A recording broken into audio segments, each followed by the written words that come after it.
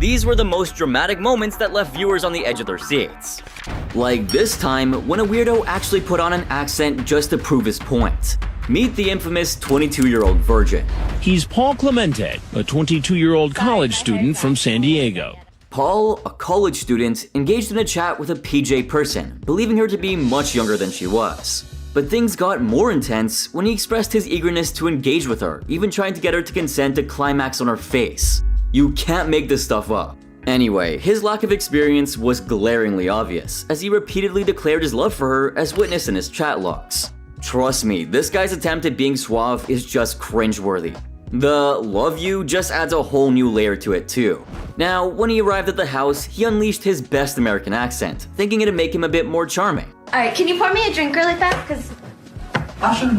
Thanks. But things took a hilarious turn when he asked to pour some drinks only to find two already prepared.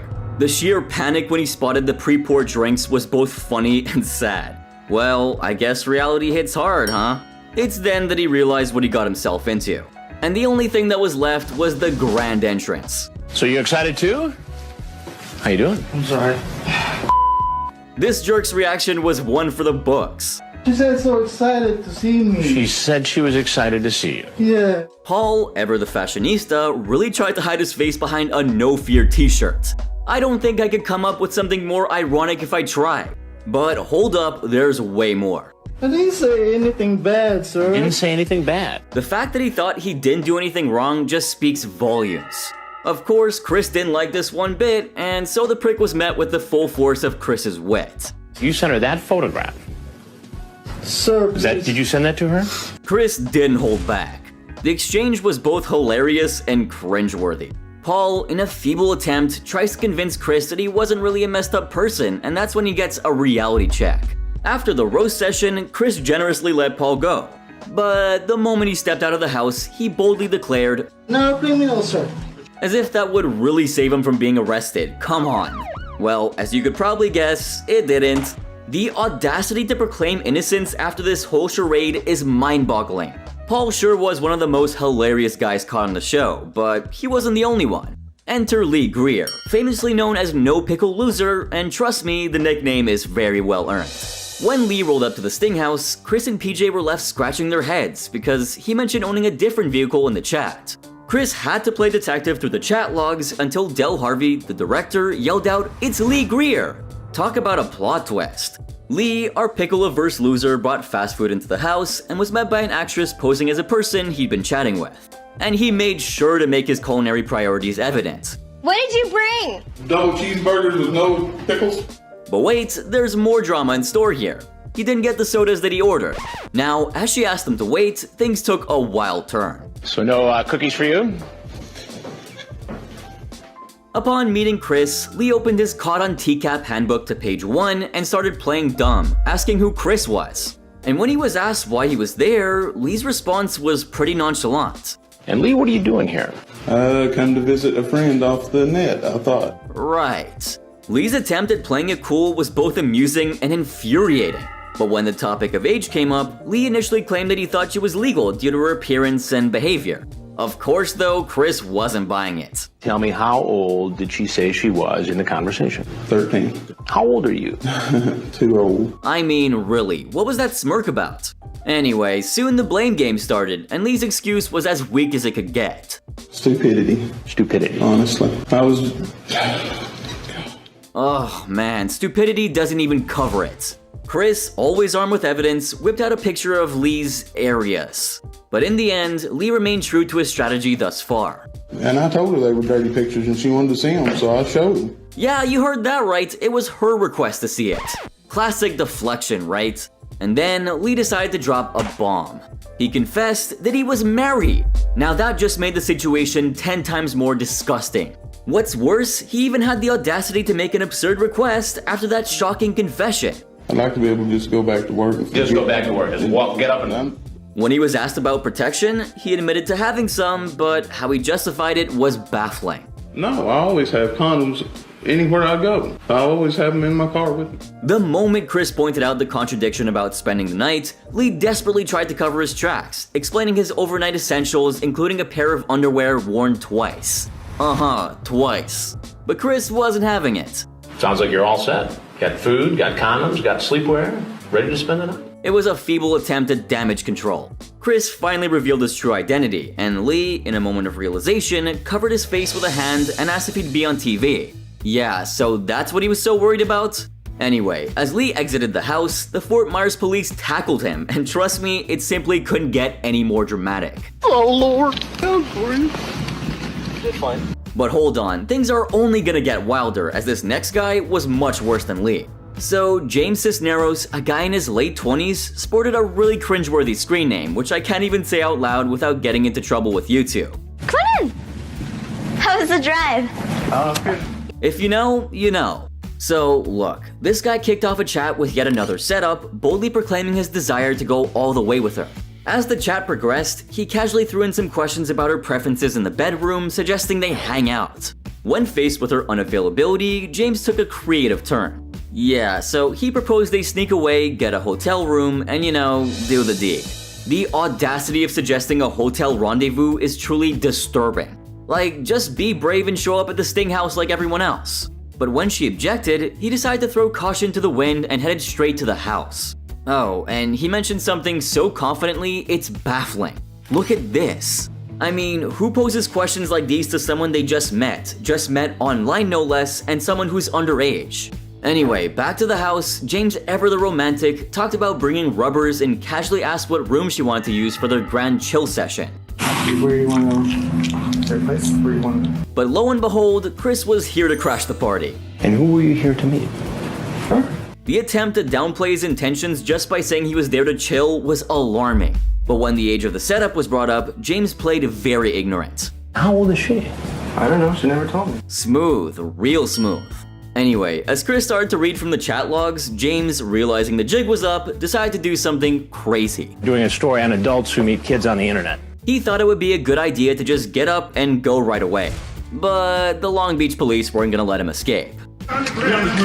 James was taken into custody, making his escape attempt nothing more than a fleeting moment of misguided bravado. Oh, you're not ready for what he was about to say next. You don't think about the age, you just think about doing it.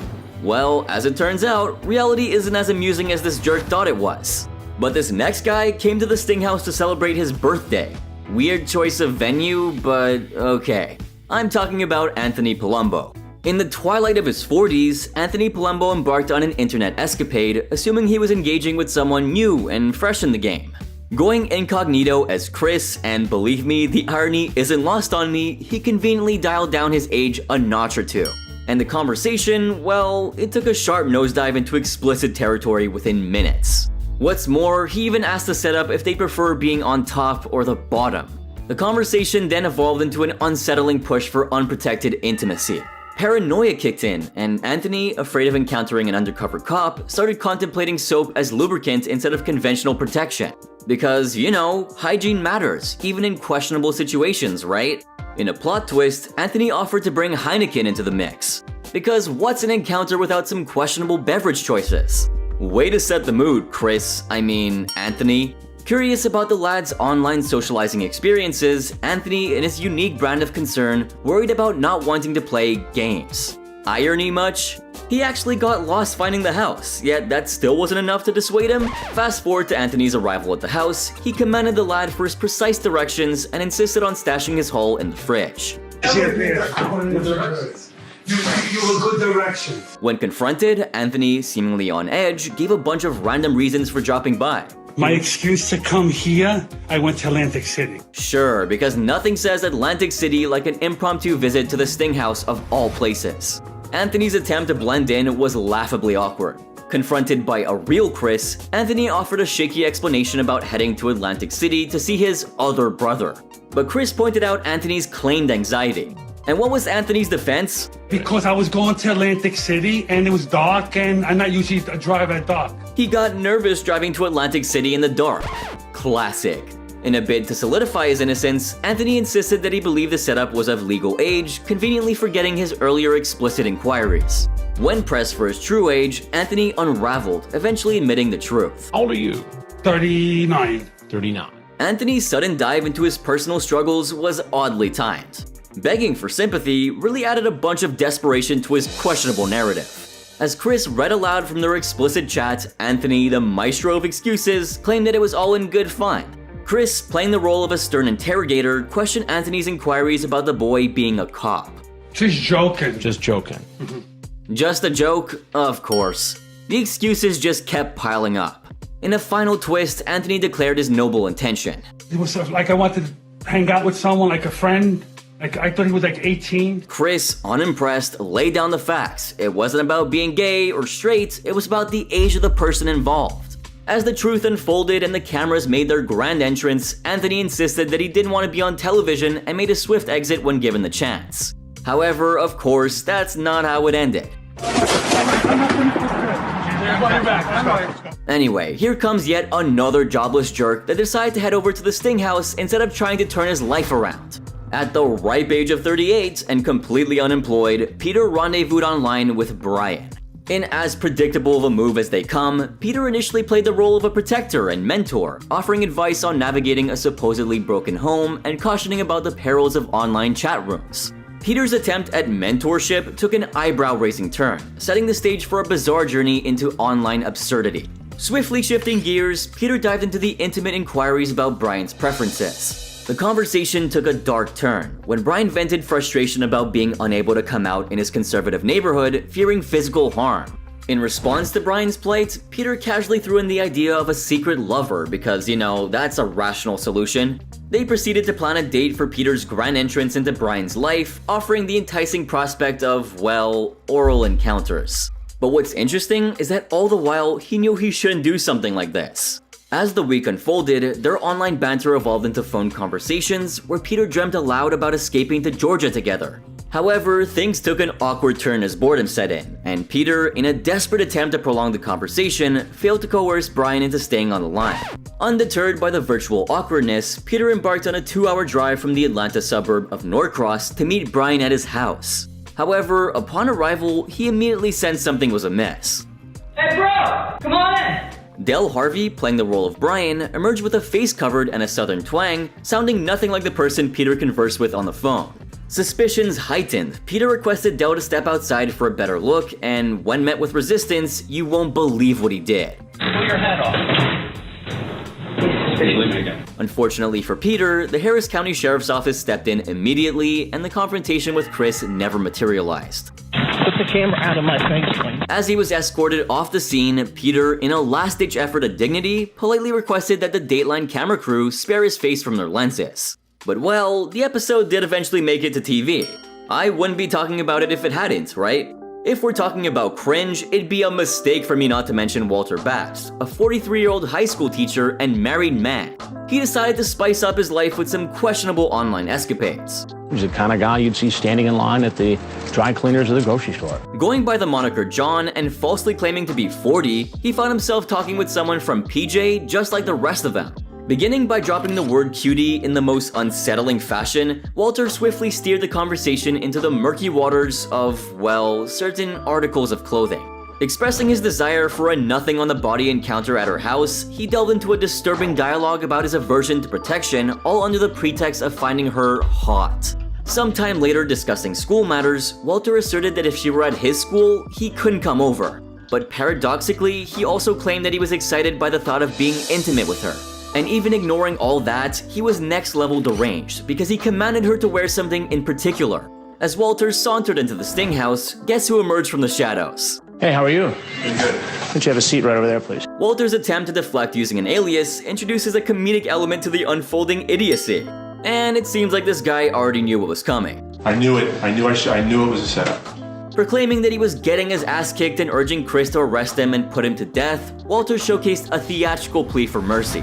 Amidst assurances that he hadn't brought anything and wouldn't harm the setup, Walter's erratic behavior turned the room into a stage for his dramatic performance. As Chris pressed him on his intentions, guess what Walter had to say? I've never done it before. I talk about it online all the time. Walter professed to being a sick son of a bitch and insisted that his explicit chat was nothing more than just talk. When confronted with the evidence from the chat log, Walter desperately implored Chris not to read it, citing his knowledge of its contents. Yet, as Chris continued to read it, Walter's discomfort escalated. You like some water? No, I'm about to puke. Unveiling his true self, Chris confronted Walter with the explicit picture that he had sent, prompting Walter to feebly argue his ignorance of its illegality. With a final plea for mercy, he was left with just one option when the cameras came out. He knows that this is even worse than getting arrested. Walter covered his face and hastily exited the sting house, leaving behind a trail of bewildering absurdity. And the next thing you know, Walter was arrested and punished for his crimes. One sting operation was so shocking, it became one of the most talked about episodes in the show's history. The man you're looking at right now is David Kay, and this guy was no ordinary dude. This jerk had one of a holy and highly regarded position. Now, the kind of stuff that he was into though was anything but that. You see, as we mentioned, David was a rabbi, which meant that he was spending his time around kids quite a bit. However, instead of spreading the good news, David decided to take advantage of his position. When David arrived at the sting house, his stride beamed with so much confidence that it almost felt like he owned the place. Oh, yeah, this freak was full of surprises. I gotta ask, you still gonna be up for tonight after you see your girlfriend? We'll see. Yeah, you heard that right. He totally didn't mind keeping his girlfriend waiting while he got his hands dirty with the setup. But guess who decided to put this rabbi in his place? So how can I help you? Go ahead, have a seat. Dun dun dun dun, it's no doubt that it was gonna be anyone but Chris. I suggest you sit down. While his face was blank, I'm sure his mind was racing. But just when you think he might crumble, David managed to surprise Chris with the statement that he made next. This isn't good. Not good. That's kind of an understatement, isn't it? David was really trying to play the victim here. Though, let's see how long he'll be able to pull that off. In order to break his confidence, Chris decided to employ a different strategy. And this time, he decided to remind this prick who he really was. You counsel families and children in your position as a rabbi. In the end, David showed absolutely no remorse whatsoever. I don't want to do anything that's going to further make you angry. No, I'm not angry. While Chris continued to grill him, David started to show his frustration. But once the cameras came out, David pulled an unexpected move. Oh no, come on, guy. He legitimately lunged towards the cameraman. And if you thought that wasn't enough, he tried to take a swing at Chris. You don't want to touch anybody. At this point, David had lost all of his control, and his inner demons just came to the surface. But Chris barely flinched at the madman who was charging towards him. You've got to stop this. Sit down. Sit down. You don't have any You're right free to leave anytime. With not much left to do, David immediately backed up and bolted towards the exit. Although he wasn't immediately arrested, he was later charged and sentenced, and of course, he lost all of his professional perks and privileges. Thank God. Now, guess what? Despite being caught red-handed, David tried to strike up a deal with Chris. Obviously, Chris didn't give in, and David had to eventually face all of the charges against him. Now, if you thought this guy was messed up, then this next guy was even worse. So this dude here is Anurag Tiwari, and it only took a week of conversation before this guy rolled up to the sting house. Talk about desperation. However, little did he know that he was gonna stumble upon a major sting operation. I made us some frozen lemonade. You did? When Anurag first arrived, right from the way that he talked to the way that he walked, this dude was putting up the best act ever to impress this underage girl that he had come to meet. But as soon as Chris walked in, his demeanor took a complete turn. How are you tonight? Good. Good. Glad. Have a seat, please. Now, let's not forget that just a few moments earlier, this dude was talking about carrying protection and even mentioned how he was ready to go all the way. However, this dude was on some pretty stern stuff because not even Chris could intimidate him with his presence. Now, it's generally easier to accept responsibility and throw yourself on the mercy of the law, but Anurag wasn't gonna give up without a fight. That was not me. That was not you. That was my friend. The man couldn't even make eye contact while he dished out those lies. Apparently, it was his friend that was doing all the talking, but hey, how is it that he's the only one who ended up at the sting house and not his friend? Well, Anurag seemed to have an answer for that little plot hole. Who's your friend? What's his name? There was a party going on, and someone logged into my computer. Yup, a conveniently crafted excuse that painted him like an innocent guy who just showed up at the wrong place at the wrong time. However, Chris wasn't in the mood to let this guy off the hook so easily, and he made sure to make it clear how pissed he truly was. So how do you know that this all happened if you weren't there? When it comes to taking someone down with words alone, I don't think anyone could do it better than Chris. Although he rarely raises his voice, his words never fail to pierce like a dagger. And Anurag was about to face the consequences of underestimating him. So either you had a party over a several-day period and people had control of your computer, or you're telling me a big fat lie. Soon the prick started sweating bullets. Anxiety was written all over his face, but not a shred of guilt. And finally, when the whole truth had been revealed, you won't believe what this jerk had to say. First of all, I want to know who you are. I'm Chris Hansen with Dateline NBC. Oh, he really thought he did something there, didn't he? But wait till you see his piece de résistance. During the interrogation, Anurag tried to sway the decision in his favor by dropping something he was really proud of. I'm a well-respected man in society, detective. I have a PhD degree in computer engineering. Now, I'm not entirely sure what he expected would happen, but it does raise a question. What's even the point of having a PhD degree when it couldn't prevent him from throwing his life away? You see, having an education isn't the same as being educated. But this next dude on my list didn't have either. Say what? Had a nice little walk today. Okay, so meet Jerry Wayne. Now, this dude might be one of the weirdest guys to have ever shown up at the Sting House. And I'm not talking about the situation he put himself in, I'm talking about him as a person. And don't even get me started on his confrontation with Chris. It was wild. You did? Where did you have to walk from? Oh, way. So nothing about this dude made any sense. Right from the very beginning, something definitely felt off about this guy, but when the truth came out, he tried to twist the entire story in his favor. I am outside to say hi and meet a friend. Yeah, but I probably got the wrong address. Wait, can you believe that this dude actually walked all the way from Riverside for like 3 hours or so? The dude practically walked from Shire to Mordor to get to the Sting House, and after all that, he expected Chris to believe that he only stopped by to say hi? I mean, come on, man, is that the best you can do? But when Chris appeared rightly skeptical of his explanation, Jerry tried to salvage the situation by claiming that he had the wrong address. Oh, yeah. No, because I wrote down 77. 77. Yeah, 17. Ah. Oh, boy, I don't even know where to begin with that one. Chris had absolutely no intention of believing him, but does that mean he stopped lying? Of course not. I believe not. You believe not. I think you know. And just when you thought he was over and done with his lame excuses, Jerry dropped a bombshell. So you were coming here to be the big brother? I would like to try to be one. Yup, he actually said that. Apparently, he saw himself as nothing but a big brother to the setup. Now, I don't want to go into detail about how screwed up his explanation was, but one thing was for sure, Chris had reached his limit. So, he revealed his true identity, only to be taken aback by yet another of Jerry's bizarre reactions. Could it be possible to ask if I could be anonymous or I'd just be exposed? And guess what? This dude had a lot more in store. When the cops came over to arrest him, you won't believe what he said. Is this going to be temporary or? The dude probably blanked out on what Chris just told him inside the house like 2 minutes ago. Anyway, right from his behavior to his crazy excuses, Jerry quickly became a laughingstock among the tcap community. But what this next guy did probably got him beat. I'm not a real predator. You're not a real predator. No, sir. Just a pretend predator. Okay, so the guy you're looking at right now is Paul Clement, a chemistry student who, for some reason, was more interested in, biology classes. Now, this dude just strolled into the house thinking he was about to have the time of his life, but oh boy, did it turn out to be the worst day ever. You see, Paul was pretty upfront about what he was after. So when's the time I could come to your house? Of course when your mom is not around. He tried so hard to get the setup to leave the house, but dropped everything when she invited him over instead. Now, by the looks of it, it doesn't seem like it was Paul's first time doing something like this. But what shocked Chris the most was this. You're gonna be my first. Okay, I never expected that. I mean, really, for someone who had absolutely no experience, the amount of confidence he boasted is almost scary. Well, thankfully, Chris was here to cut his story short, and you won't believe how he reacted. So you excited too? How you doing? I'm sorry.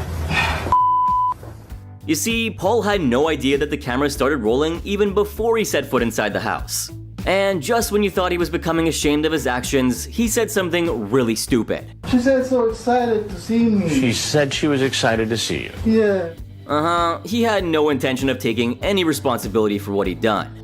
But by that point, Chris was beyond angry. Have you ever had conversations like this with teenage girls on the internet before? No, this is my first time. Chris's anger was justified.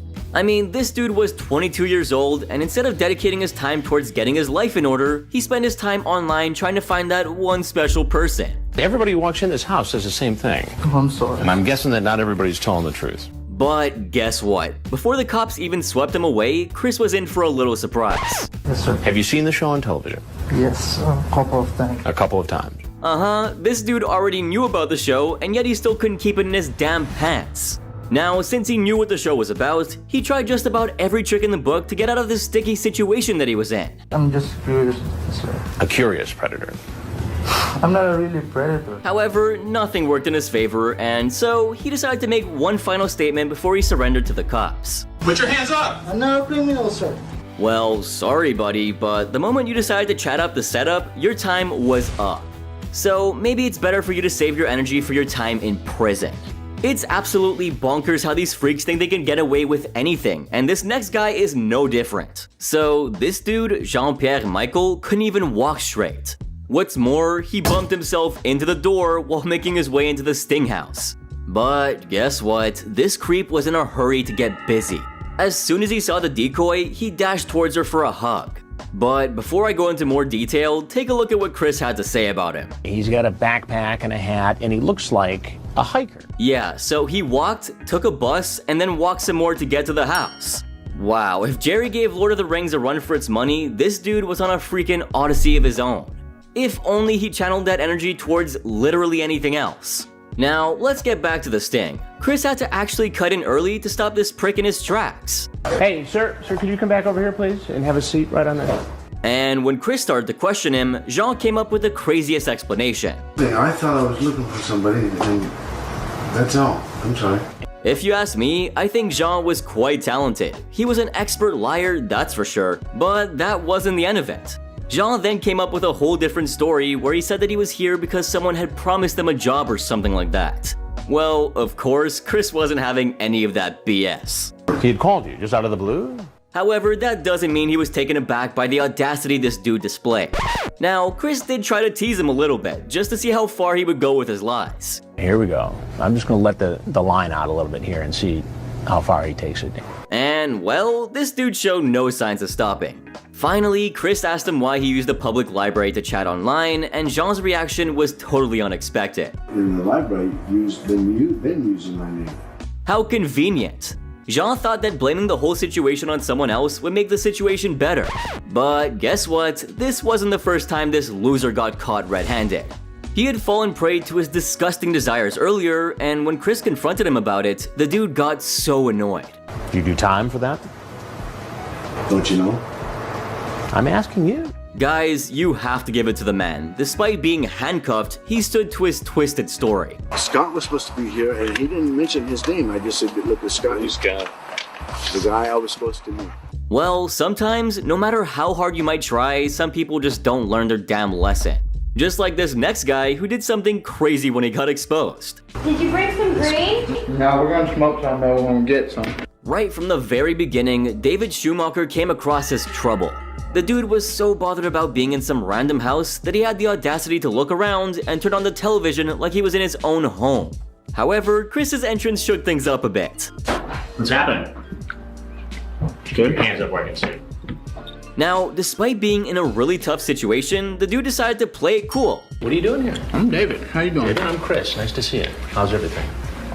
However, when his entire ploy was laid out in front of his eyes, David's composure started to crumble. We're in a role-playing chat room, dude. And what role were you playing exactly here?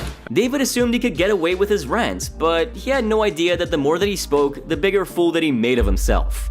And here's the kicker, his own sister drove him to the house, and the poor woman had no idea what her sibling was up to. Is this some kind of hold up, man? You got a warrant? Because, I mean, if the girl don't want to come and if you got a problem... A warrant? A warrant? Really? Looks like he was trying to use all the legal words he could remember to get out of this situation. But when the cameras came out, David's confidence flew right out the window. Hey, man, I don't want to be on the news. You filming? We are filming. After all of this drama that he had caused and created, David decided to give a hell of a monologue before he left. What kind of rap y'all got on people? But maybe I'll get the whole story because this girl is in a role-playing chat room. Yeah, he tried to act like he knew the law and somehow that could get him out of trouble. But if he really knew anything, he'd know exactly how screwed he was. Too bad that's not how it worked out for him in the end. So, who do you think is the worst out of everyone I talked about today?